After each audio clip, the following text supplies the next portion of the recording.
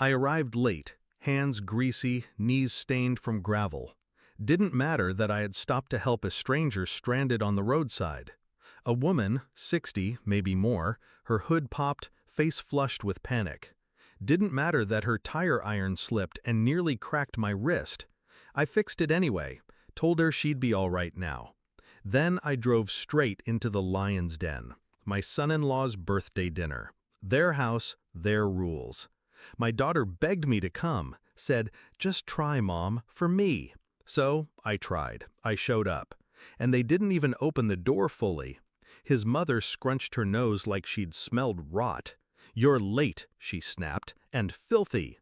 His father didn't speak, just looked me up and down, then turned away. Then my son-in-law, he stepped out, arms crossed. "We agreed you'd take this seriously. You clearly didn't." I glanced down at the oil streak on my sleeve. "I stopped to help someone," I said. "She was stranded." He smirked, smug and sterile. "You always have an excuse." Then the door closed. On my face.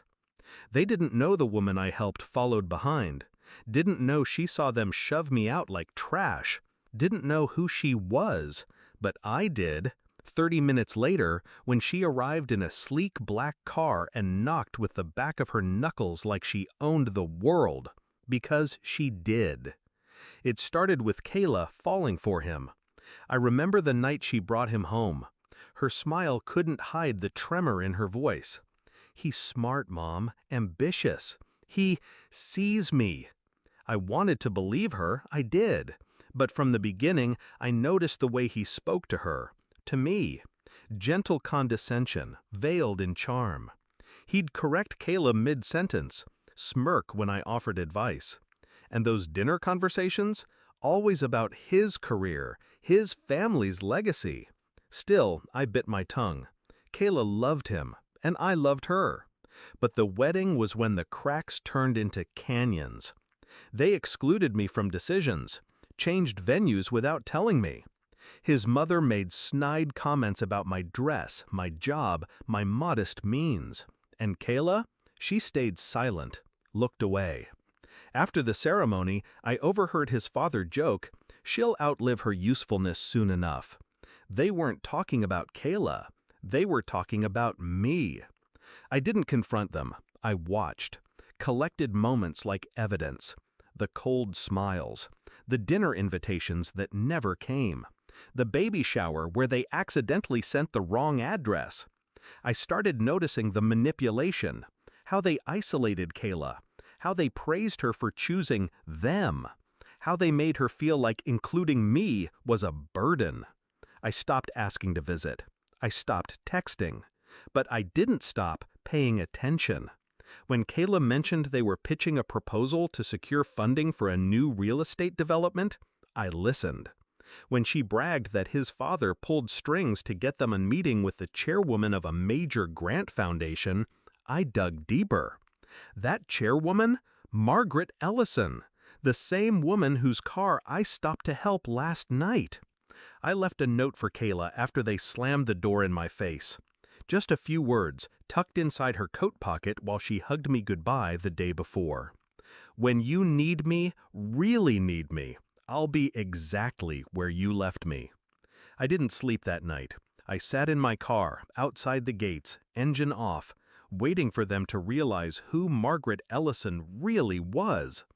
Next morning, 42 missed calls, all from Kayla. Apparently, after Margaret knocked, they greeted her like royalty, ushered her in, offered her champagne. She didn't sip. She asked, "Why did you slam the door on the woman who helped me last night?" Silence. "I was stranded. Your mother-in-law stopped, got on her knees, fixed my tire, never asked for a thing."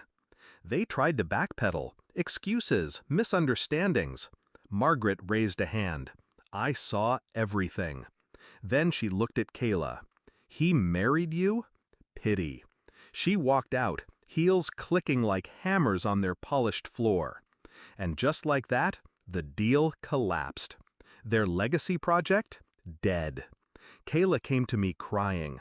Said she didn't know. Said she was sorry. said, "Why didn't you tell me who she was?" I looked her in the eye. Would it have mattered? She didn't answer. But I saw the recognition finally settle in.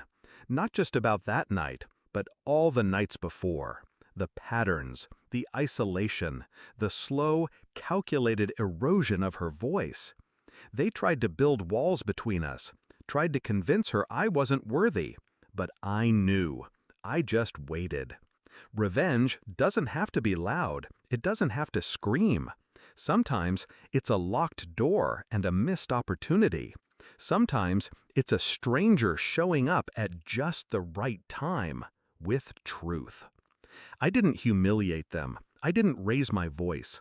I just let their actions speak. And I had witnesses. Kayla left him 6 weeks later, moved back in with me. Quiet at first, shaky.